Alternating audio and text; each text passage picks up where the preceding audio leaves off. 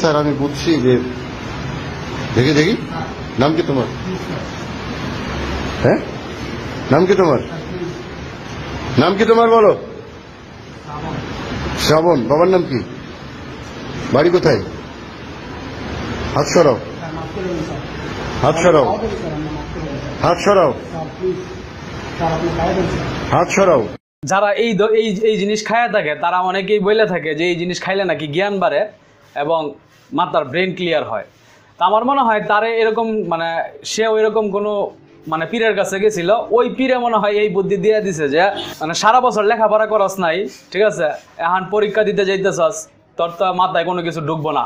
প্রিয় দর্শক, আসসালামু আলাইকুম। আপনারা যে ফুটেজটা দেখলেন সেটা হচ্ছে নারায়ণগঞ্জের একজন এসএসসি পরীক্ষার্থী। তো পরীক্ষা হলে তাকে যখন স্যারে সার্চ করলো তখন তার পকেটে কলম না পাইলেও এই সবুজ পাতা পাওয়া গেছে। এই সবুজ পাতা পাওয়া গেছে যে যারা এই জিনিস খায়া থাকে তারা অনেকেই বলে থাকে যে এই জিনিস খাইলে নাকি জ্ঞান বাড়ে এবং মাথার ব্রেন ক্লিয়ার হয়।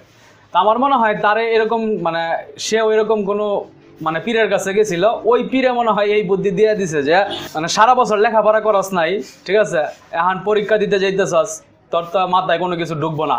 এখন মাথায় কোনো কিছু না ঢুকলে কি করণীয়, এখন তো তোর পরীক্ষা তো দিতে হইব, তাইলে এক কাম কর, এই সবুজ পাতা সেবন কর, সেবন করলে দেখবি তোর মাথা ক্লিয়ার হয়ে যাব। কিন্তু স্যারে এই কাজটা ঠিক করে নাই। স্যারে তার পকেট টকেট সার্চ কইরা স্যারে এটা বের করে ফেলাইছে। বের করে তো মনে করেন যে তারা এখন পুলিশের কাছে হস্তান্তর করছে। খুবই দুঃখজনক এবং লজ্জাজনক একটা বিষয়, ঠিক আছে। আমাদের সন্তানদের কাছে এইগুলো এখন অ্যাভেলেবেল হয়ে গেছে, যেটা আপনি কল্পনাও করতে পারবেন না যে আমাদের সমাজটা আসলে বর্তমানে কোন পর্যায়ে আছে, বা আমাদের সমাজের বাচ্চাদের হাতে এই ধরনের জিনিস, ঠিক আছে, অ্যাভেলেবেল হয়ে গেছে তাদের কাছে।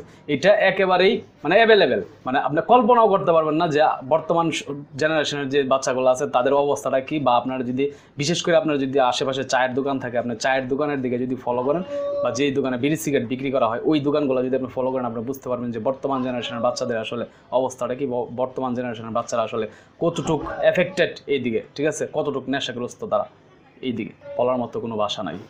ভালো থাকবেন সকলেই। আসসালামু আলাইকুম।